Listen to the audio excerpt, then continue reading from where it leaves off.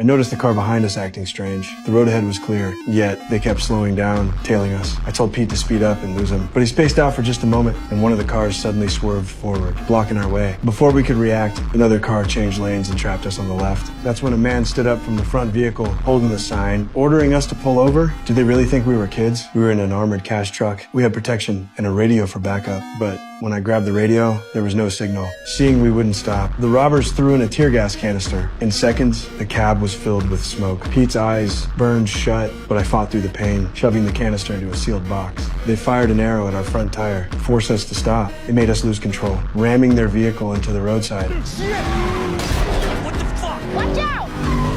We broke free, but I knew this was only a pause. The tire was damaged, and the next town was 130 kilometers away. No pursuit in sight. We stopped to make quick repairs, but just as we caught our breath, they reappeared in the distance. Back on the main road, Pete gripped the wheel tight. With armor on our side, even a head-on collision wouldn't end well for them. Sure enough, they didn't dare hit us. We pushed for the highway, trying to reach town faster. But on the highway, we don't have a speed advantage. Soon, they had us boxed in again. One climbed out of their sunroof, jumping onto our truck. Pete swerved, but the robber had tied himself to the roof. We couldn't shake him, and he couldn't strike. Then the lead car braked hard, locking us in place, while the rear robbers lit a fire in our door. Pinned from both sides, it was only a matter of time before they broke through. Pete floored the gas, trying to ram the car ahead, but the car in front remained motionless. I pulled my sidearm.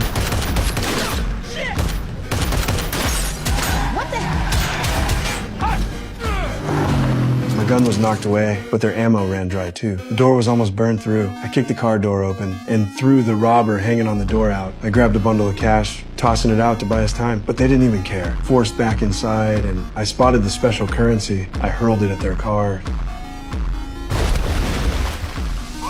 It worked. I threw another bundle. The robber saw his accomplice being taken care of. He removed the hook from his body and threw himself onto the armored car with all his might, but he wasn't my match. Only one robber remained, still refusing to back off. I grabbed a sack of coins and smashed it against his windshield. Sparks erupted and his car went up in flames. Pete and I thought it was over. We even cheered, but then